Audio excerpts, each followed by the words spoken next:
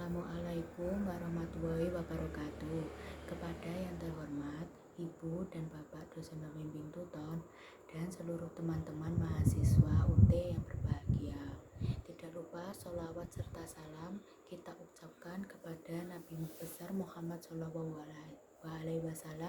karena atas tuntunan dan bimbingannya sehingga kita bisa sampai ke titik ini. Di kesempatan kali ini saya akan menjelaskan informasi tentang COVID-19.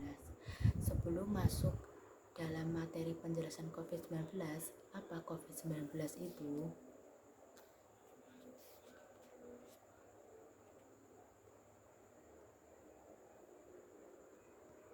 COVID-19 adalah seperti yang telah kita ketahui di Wuhan, Cina telah terjadi penyebaran virus secara massal atau yang kita sebut sebagai pandemi. Virus yang tersebar secara masif di Wuhan, Cina adalah coronavirus kedua yang dapat mengakibatkan gangguan sistem pernafasan. Penyakit akibat virus tersebut sekarang dikenal sebagai COVID-19. Kasus pertama terjadi di Wuhan, Cina pada akhir Desember 2019. Setelah itu, COVID-19 menularkan ke manusia sangat cepat dan penyebaran ke berbagai negara termasuk di Indonesia. Beberapa kita beranggapan bahwa virus corona penyebab COVID-19 merupakan virus yang mematikan. Namun ada pula sebagian dari kita menganggap sebaliknya sehingga sering mengabaikan protokol kesehatan. Virus corona memanglah bukan virus yang paling mematikan di dunia dibanding dengan virus Ebola yang dapat mematikan 50% orang terinfeksi. Virus corona hanya berpotensi 0,1% mengancam jiwa yang terinfeksi.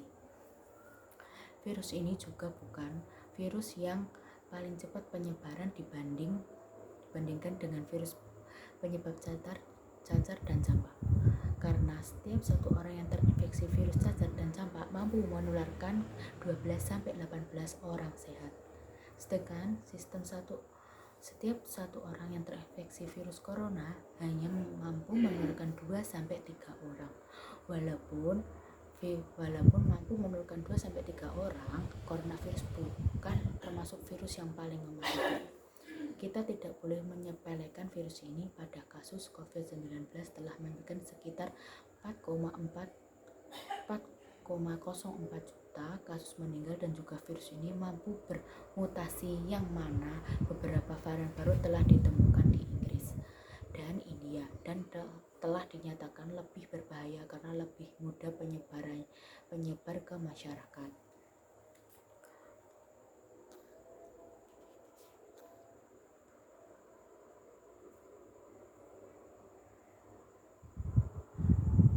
Virus corona ini dapat menghambat sistem pembelajaran di pemerintahan. Seperti contoh di Indonesia, pemerintahan menerapkan kebijakan social distancing atau pembatasan sosial yang dilakukan di Indonesia selama 2 minggu. Pemerintahan berharap dengan dilakukan social distancing tersebut dapat mengurangi penyebaran virus COVID-19. Namun ternyata kebijakan tersebut tidak dapat mengurangi penyebaran COVID-19 hingga pada akhirnya pemerintahan meliburkan berbagai jenjang pendidikan mulai dari TK, SD, SMP hingga perguruan tinggi sampai batas waktu yang belum dapat ditentukan. Pemerintah melakukan berbagai cara agar pendidikan bisa terus berjalan di era pandemi ini. Karena pendidikan merupakan aset yang sangat penting bagi sebuah bangsa demi kemajuan suatu negara. Pemerintahan akhirnya membuat kebijakan baru dengan cara menerapkan sistem pembelajaran dari rumah masing-masing, yaitu daring. Pembelajaran dalam jaringan melalui berbagai platform melalui dari aplikasi Zoom,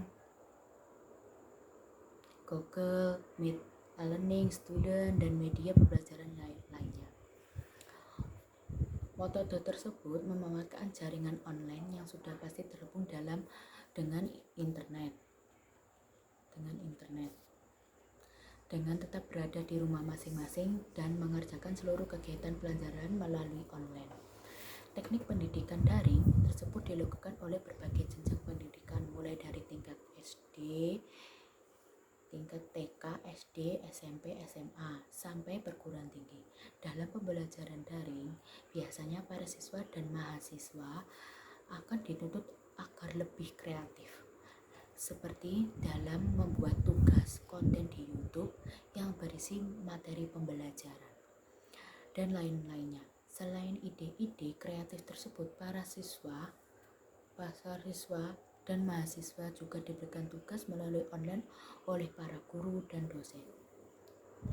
Disediakan oleh setiap sekolah dan kampus sesuai kebijakan yang diterapkan.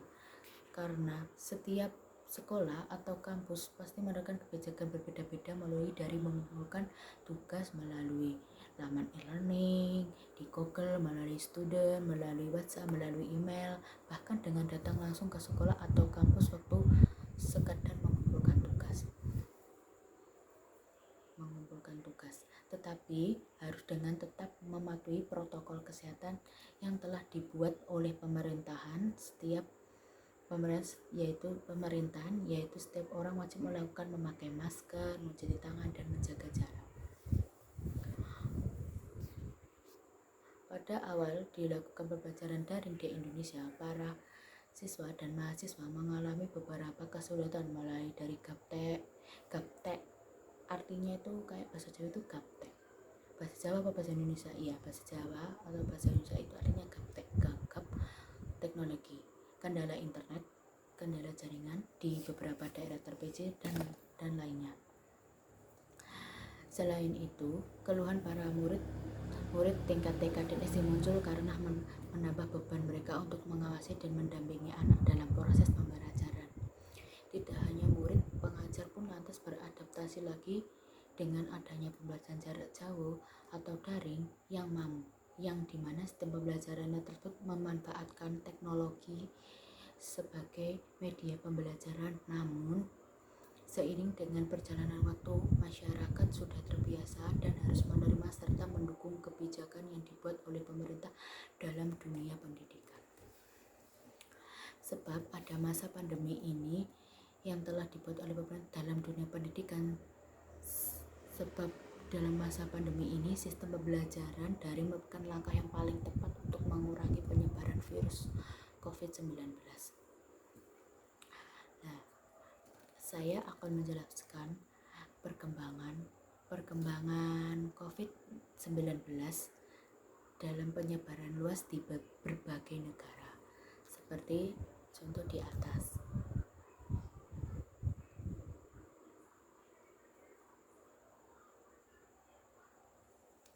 Saat ini COVID-19 masih menyebarkan di keseluruhan dunia. Korban terus meningkat atau melansir Worldometer hingga pagi ini, tanggal 8 bulan Agustus 2020. Kasus COVID-19 di dunia tercatat 15.632.787 orang. Kasus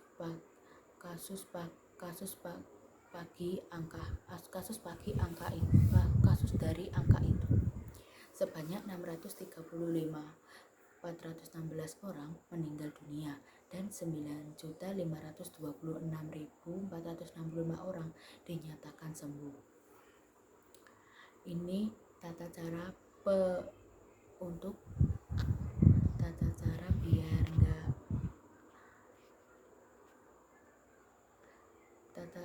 penularan COVID melalui berbagai cara. Tata cara virus corona melalui penularan berbagai cara. Seperti pertama adalah melalui droplet atau cairan atau percikan air yang keluar dari saluran pernafasan ketika bersin atau batuk. Resiko penularan melalui droplet akan meningkat jika seseorang tidak menggunakan masker. Kedua, virus corona dapat menularkan melalui kontak fisik seperti berjabat tangan, karena kita tidak pernah tahu ada beberapa banyak kuman, virus maupun bakteri di tangan kita maupun lawan bicara kita. Sebaiknya hindari kontak fisik secara langsung. Ketiga, melalui permukaan kendaraan yang terkontaminasi virus COVID-19 bisa terjadi ketika seseorang menyentuh barang yang kemungkinan sudah terkontaminasi oleh droplet orang yang terinfeksi. Keempat, ruangan dengan ventilasi buruk atau sirkulasi udara yang buruk dapat menjadi tempat yang nyaman untuk penularan virus. Kelima, tempat ramai dan kita rentan terkontak fisik dan terkena droplet yang berterbangan.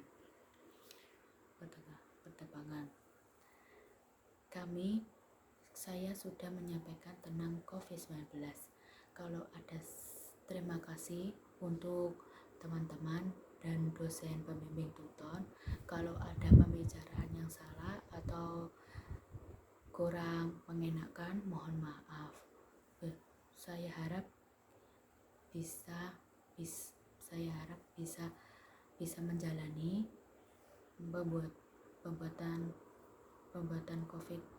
pembuatan informasi COVID-19 ini. Kami mengucapkan Assalamualaikum warahmatullahi wabarakatuh.